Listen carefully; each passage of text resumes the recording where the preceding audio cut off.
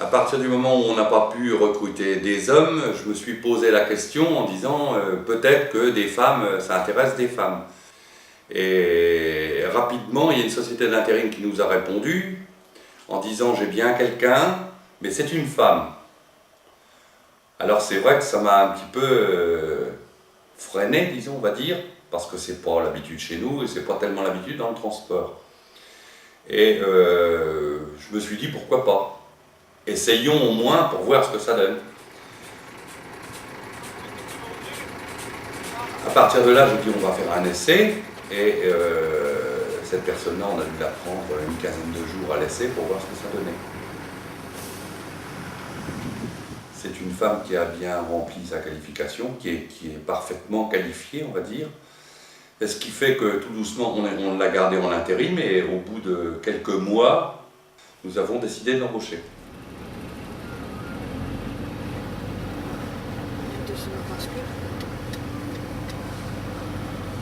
On va essayer de rester dessous. Je vais vous expliquer. Nous avons constaté, été obligés de constater, puisque cette dame a pris un ensemble 40 tonnes et un jour s'est trouvée à crever un pneu. Elle n'a pas pu changer elle-même sa roue, comme un conducteur homme l'aurait fait. On s'en fait quelquefois dans le transport un peu un cheval de bataille, parce que quand un camion il crève, il faut changer la roue, parce que si on ne change pas la roue, il arrive des ennuis supplémentaires.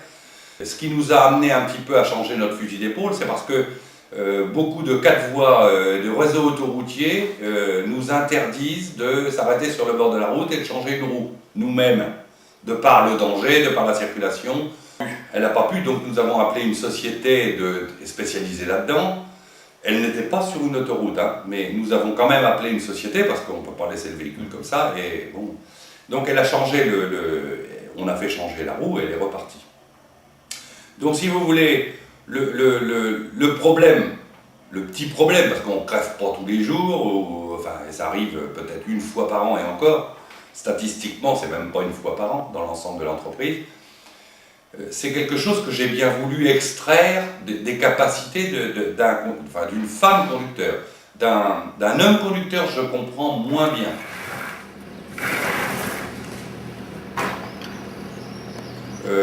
Vider les camions chez certains clients, de moins en moins, c'est pour ça que ça a fort évolué le transport, le métier de conducteur, c'est qu'il arrive encore quelquefois que le conducteur soit obligé de vider son camion ou de charger son camion.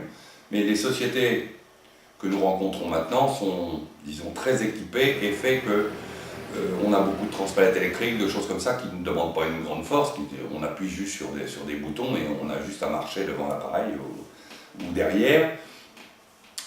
Ce qui fait qu'une femme peut arriver à le faire. Une femme le fait, on va dire.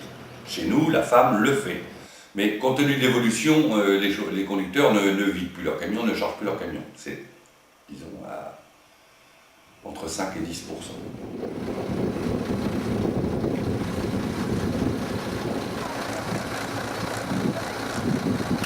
Par contre, nous avons constaté quelque chose. Nous sommes, vous savez que dans le transport, le prix du carburant a une grosse incidence dans le prix du 3 kilométrique. Et nous avons depuis des années surveillé très précisément les consommations des véhicules. Il s'avère qu'aujourd'hui, la femme qui est dans l'entreprise est au top du top de la consommation. Je vais vous donner un exemple.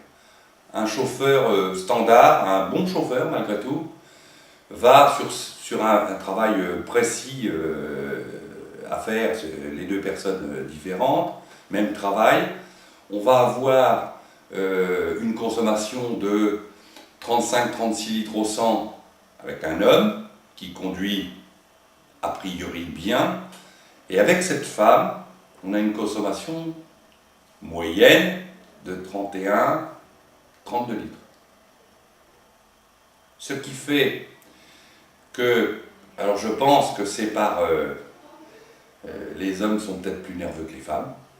Chez la femme, on a constaté depuis plusieurs années donc, que la consommation, sa consommation, elle ne fait pas 31, 34, 36, 32, ça navigue pas comme ça. Les hommes, c'est un peu comme ça. J'appelle ça, dans l'entreprise, la conduite suivant l'humeur. Et cette femme, c'est constant. On lui donne n'importe quel matériel, plus vieux, plus récent, du matériel neuf, etc. On constate que la consommation descend, on va dire, considérablement par rapport à un homme. Et à un homme qui quand même fait attention. Et on va dire qu'il y a une certaine stimulation des hommes par rapport à cette femme. Ils sont plus stimulés depuis qu'il y a une femme dans l'entreprise qu'avant.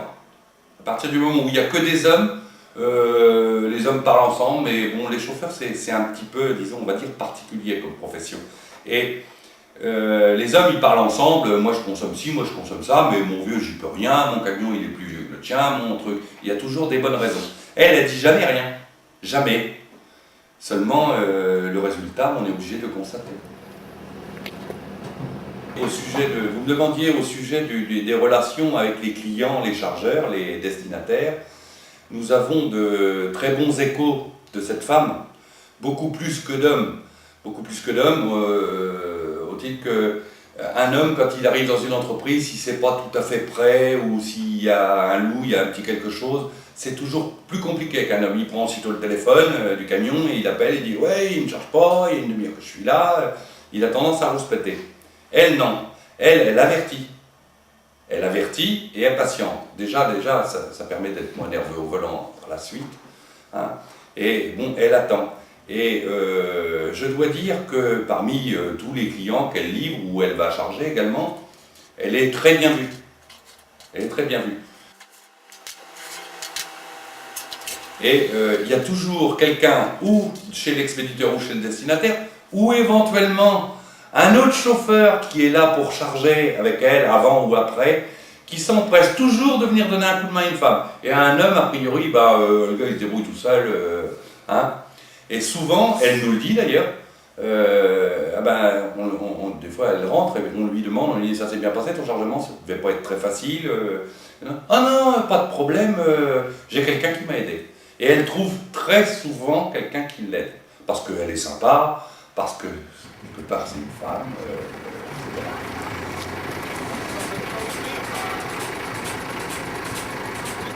L'amour pour la liberté, de ne pas être fermé dans un endroit fixe, et puis parce qu'il y a toujours du travail. Et j'aime conduire n'importe quoi. Les camions, les motos, les voitures, tout.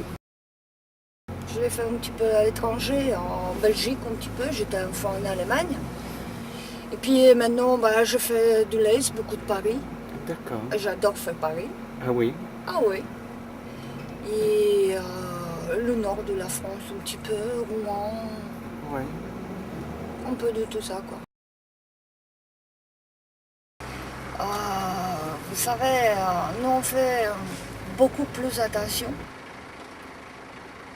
Puis on est moins nerveux. On est beaucoup plus élégant quand on conduit un camion, même une voiture. On fait attention à la consommation, on fait attention, le moteur, on l'attend, on le sent.